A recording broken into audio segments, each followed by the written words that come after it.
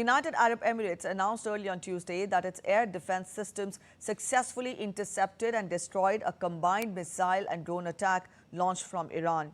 The UAE armed forces stated that multiple projectiles were neutralized before reaching national territory, with no casualties or damage reported. The interception occurred as Iran continued retaliatory strikes across the Gulf in response to ongoing US and Israeli military operations. This marks the latest direct Iranian assault on a Gulf Arab state since the conflict intensified in late February. UAE officials have reaffirmed their commitment to defending sovereignty while calling for de-escalation to protect regional stability and global energy security. In a rare televised speech on Kuwait TV on Monday, Emir Sheikh Meshal Al Ahmad Al Jaber Al Sabah condemned a brutal attack by a neighboring Muslim nation once regarded as a friend. He emphasized Kuwait never allowed its land, airspace or waters for hostile actions and reaffirmed its right to self-defense under international law. The address came hours after funeral rites of two Kuwaiti officers who were killed while intercepting Iranian drones and missiles. لقد تعرضت دولتنا لاعتداء غاشم من دولة جارة مسلمة نعدها صديقة، على الرغم من أننا لم نسمح باستخدام أراضينا أو أجوائنا أو سواحلنا في أي عمل عسكري ضدها، وأبلغناها بذلك مرارا عبر قنواتنا الدبلوماسية. أن دولة الكويت تؤكد على حقها الكامل والأصيل في الدفاع عن نفسها بموجب المادة 51 من ميثاق الأمم المتحدة، ردا على هذا العدوان السافر بما يتناسب مع حجم هذا الاعتداء وشكله وما يتفق مع أحكام القانون الدولي، واتخاذ جميع الإجراءات اللازمة لحماية أراضيها وشعبها والمقيمين فيها، وبما يضمن صون سيادتها وأمنها واستقرارها. Iraqi air defense forces successfully intercepted and destroyed an unmanned aerial vehicle approaching Baghdad International Airport late on Monday. The drone was shot down several kilometers from the runway, preventing any threat to civilian or military aviation. No casualties or damage have been reported after the incident that occurred amid heightened regional tensions following Iran's missile and drone attacks on Gulf states and the US bases.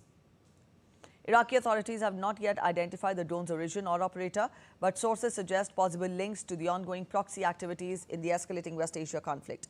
Baghdad airport operations have resumed normally after a brief airspace restriction.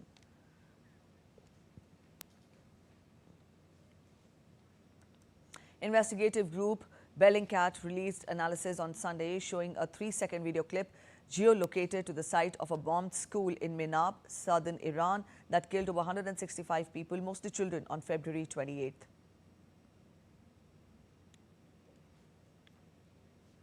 Researcher Trevor Ball identified the falling munition as a US-exclusive Tomahawk cruise missile, contradicting President Donald Trump's claim that Iran caused the explosion. Satellite imagery and expert reviews indicate the school was hit during the rapid US strikes on an adjacent Revolutionary Guard base. The Pentagon has launched a civilian harm assessment, while Israel denies involvement in the incident.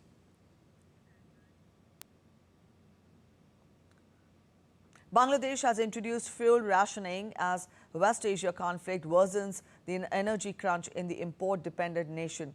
The Bangladesh Petroleum Corporation has limited fuel sales for most vehicles after attacks on Iran by the US and Israel, and Tehran's retaliatory strikes across the Gulf raised fears of supply disruptions.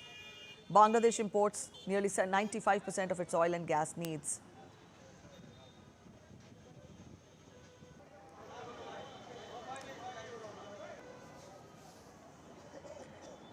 Authorities have also capped fuel purchases for several vehicles after panic buying and hoarding led to long queues at fuel stations across the country.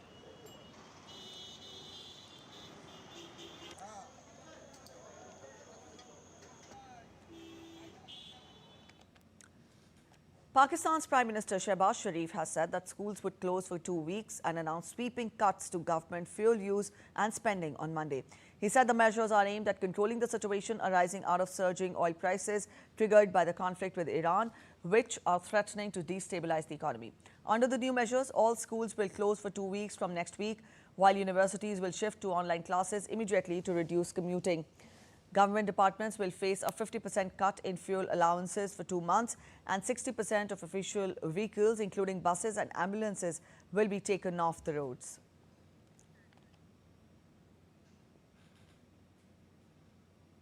In some other related news, Australia has granted humanitarian visas to 5 members of the Iranian women's soccer team on Monday.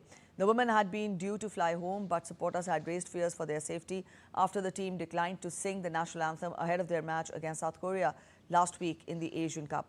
This prompted criticism in Iran, with one conservative commentator accusing the team of being wartime traitors and in fact pushing for harsh punishment. Australian Prime Minister Anthony Albanese said that the country is willing to provide assistance to other women in the team if they want in this very delicate situation.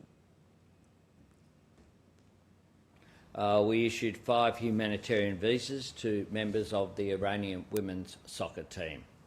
We've been preparing for this for some time. Australians have been moved by the plight of these brave women. They're safe here and they should feel at home here. And once it was made clear that these women wanted assistance, the Australian Federal Police moved them to a safe location where they remain. We're willing to provide assistance to other women in the team, noting that this is a very delicate situation and it is up to them. But we say to them, if you want our help, help is here.